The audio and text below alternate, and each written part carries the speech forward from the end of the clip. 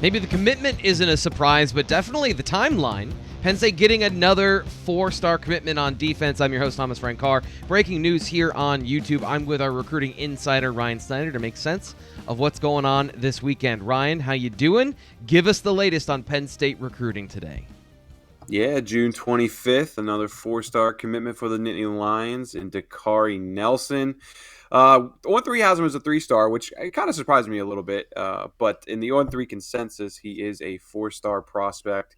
4-star at 24/7, 4-star at Rivals, 4-star at ESPN. We're the actually only site that has him as a 3-star. So I will have to do a little bit of digging on that one to just kind of figure out what Charles Power and the gang are seeing there or need to see more of. Maybe that's probably the better way to phrase it.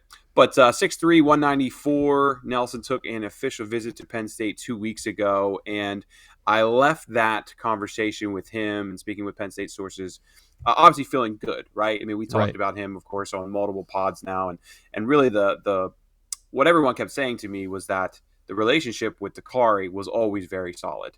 Going back to when he was offered and really when he came up here for Rutgers, which, again, I've talked about this so many times. He drove 28 hours round trip to watch Penn State play Rutgers, guys. I mean, like that, if that's not a sign of intent and interest, I don't know what is, especially because that game didn't end up being one of the more entertaining ones of the season for sure. But really after that point, then it was always, we knew there was a good relationship there. But Penn State had to show the family that coming north and that trip that they made was best for Dakaari long term as far as what he'll get from a college football program, an academic perspective, and just the overall social life that is so important with college. So that's what we're seeing here, man. That this is the result of that. Now, of course, Penn State has Conrad Hussey committed at safety.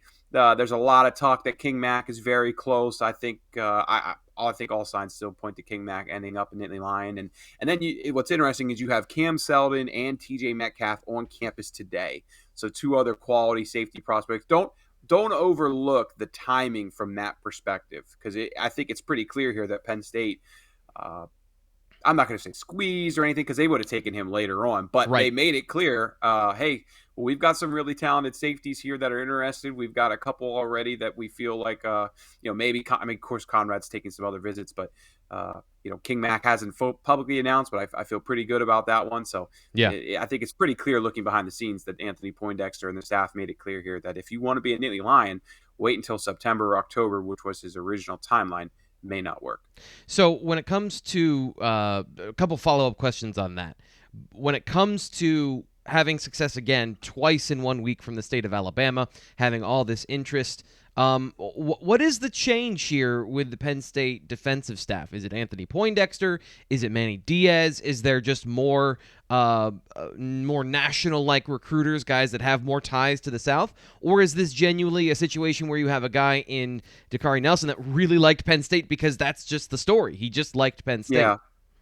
That's a good question. I mean, again, like Frank, I meant to say, Greg and I, we talked about last Tuesday, there is some history there. Harrison Wallace is on campus right now. Christian Campbell, of course, Torrance Brown. I'm not sure if I'm missing somebody, but it's not like Penn State has never had success in Alabama. Now, if we're talking about a Louisiana recruit where they never get anybody, then I'd be trying to figure that out. But Penn State does have ties down there. They have recruited Alabama well over the years, and this is just another awesome addition. I mean, from a rankings perspective, Penn State just got its two best recruits from that state ever under James Franklin in the span of a week, which is pretty impressive. But I think it really kind of comes back down to relationships, man. I mean, they clearly built a strong relationship with Dakaari from the beginning. You get him up here for a game, so he got that experience. You bring the whole family back for an official visit, and relationships win out in the end. So I believe that's the case. Now maybe down the road we'll learn that there's more NIL involvement than I realize or something like that. But from the outside looking in, this looks very much like just Anthony Poindexter. Alan Zamitis again. I don't want to overlook Alan Zamitis. He had a big hand in this one as well. Just winning out in the end. So the next thing is you mentioned Cam Seldon and who's the other player? TJ Metcalf. The King Mack, Conrad Hussey, a lot of safeties interested in Penn State this cycle. Is that an effect of Manny Diaz's defense and the excitement I think that you should have and this is my personal opinion, if you're a safety, you should want to play in this defense. Do you know if that has something to play with how many of these players, and we'll get into Dakaari's a little bit of a breakdown of his talents in just a little bit, but is that a part of the conversation here, why there are so many players that have interest in Penn State at this particular position, where Penn State's been good in the past, but maybe not to this level?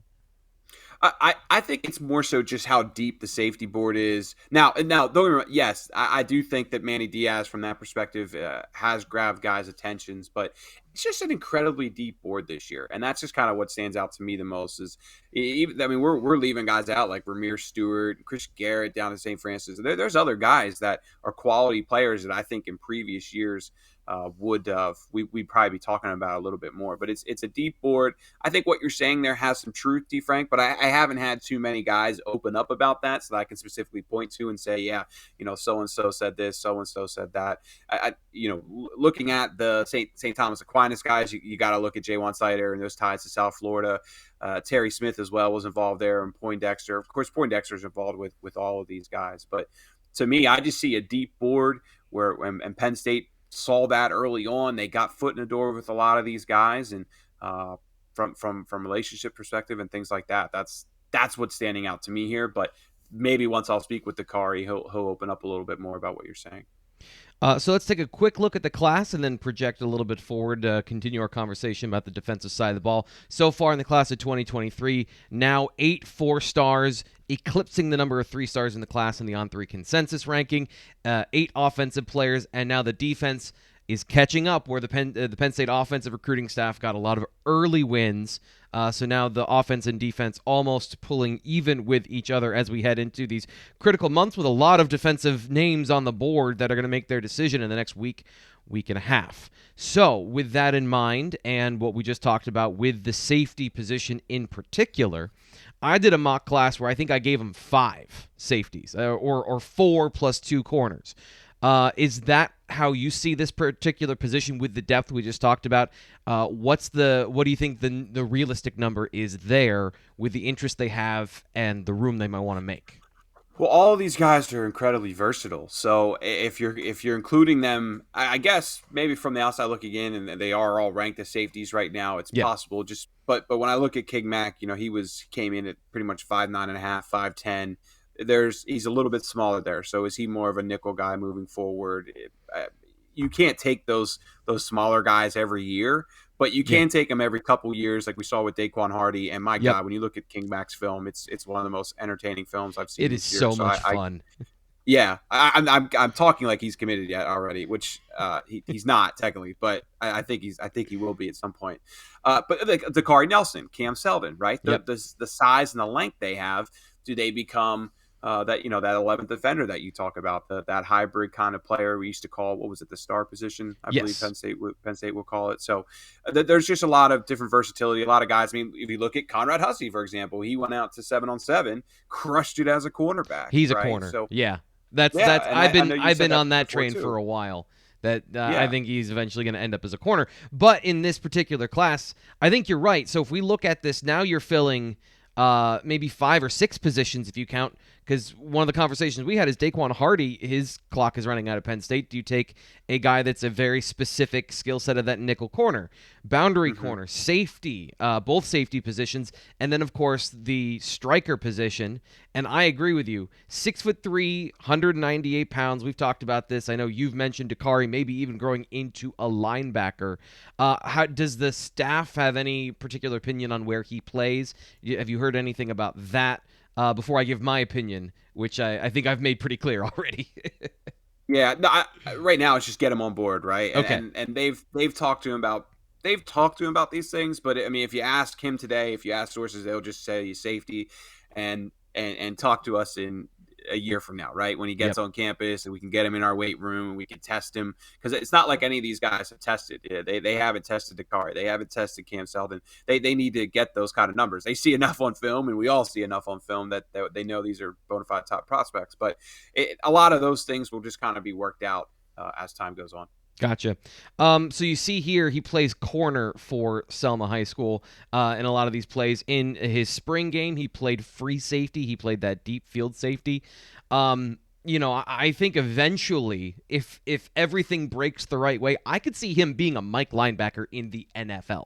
With the size of the frame he has, the movement skills, just the absolute natural athleticism. He moves and feels space so well. He has such great body control, and he has a huge frame. But to me, he is absolutely the evolution that you want in this Manny Diaz defense of that striker position. A guy who has high school boundary corner skills, and he plays it very well. Level of competition, TBD, that is a thing to consider too, of somebody who's that big, dominating that. Is he being challenged a lot? But still, just having those functional skills to be able to play press coverage, you have versatility in that position in a 6'3" frame that you imagine you don't need to get him to 240 pounds. If he plays 215, 220, he has that absolute tweener body type. This is a home run.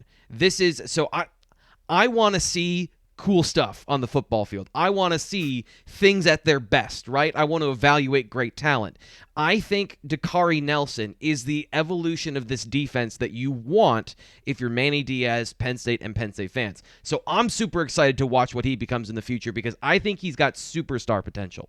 His movement skills, his frame, he looks like that guy. So Penn State, I know he's a little bit underrated, I think, in our on-3 system. The consensus has him at one spot, but I think this is a home run for Penn State. I think they've got a couple of these guys on the safety board, and if you're one of these hybrid-type players, Manny Diaz's defense is the place I think you should want to be because you've got corner skills, you got safety skills, you got linebacker skills. You can play anywhere. You can play at any of 3 or 4 positions in this defense, and maybe all in the same game, depending on the matchup. The creativity, the flexibility, this is a huge win for Penn State. We'll get to see it up close in 8 weeks from now, 9 weeks from now, 10 weeks from now? I don't know. I'm just counting down the days till football season. But hey, man, Cam Seldon's on campus right now too, who is a hell of a player and similar in a lot of different regards, and a lot of people consider Cam to be a Penn State lean as well. So there's a lot of potential talent out there, and we're not even talking about Tony Rojas and Tamir Robinson, who I both expect to end up here. So there's a lot of talented, bigger players who could really run in space. And you can't have enough of them in today's modern college football. Size and speed. This class at this particular level of the defense seems to be filled with it, and Penn State in a great position with a lot of them. And we'll be finding out whether they are Penn State Nittany Lions in the next couple of weeks, especially, as he mentioned, Tamir Robinson and Tony Rojas making their decision in the next couple of days, in the next couple of weeks. We will be here on YouTube if they commit with breaking news. I'm your host, Thomas Frank Carr. Make sure you subscribe here on YouTube so you don't miss it if it happens. He's Ryan Snyder, Recruiting Insider. We will talk to you next time.